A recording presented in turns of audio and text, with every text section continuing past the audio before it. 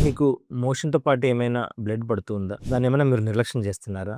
మోషన్‌తో పాటి బ్లడ్ రావడం అనేది అబ్నార్మల్. పెద్ద వయసులో ఉన్న వాళ్ళకి ఇది కనపడుతూ ఉంటుంది. కానీ నిర్లక్ష్యం చేస్తూ ఉంటారు. అందరూ అనుకునేదేందంటే పైల్స్.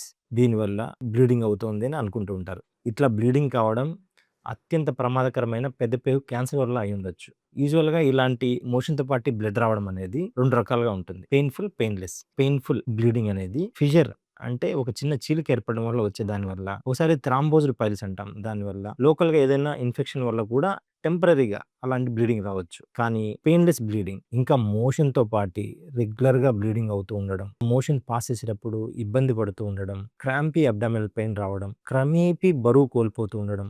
ఒక్కొక్కసారి అదే పెద్ద పేగులో గనక ఎక్కడైనా క్యాన్సర్ పై భాగంలో డెవలప్ అయితే ఆల్టర్డ్ కలర్ అంటే బ్లాక్ కలర్‌లో మనకి మోషన్ అవుతూ ఉంటుంది. ఎందుకంటే మేము ఇది రెగ్యులర్‌గా చూస్తూనే ఉంటాం. చాలామంది ఈ లక్షణాన్ని నిర్లక్ష్యం చేసి లేట్‌గా వస్తూ ఉంటారు. అందువల్ల మీరు ఈ లక్షణాలు గనక కనపడితే ఇమ్మీడియేట్‌గా డాక్టర్‌ని కలవండి. ఏదైనా సిగ్మాడోస్కోపీ పరీక్ష చేసి అది ఎగ్జాక్ట్‌గా దేని వల్లనో చెప్పేస్తారు.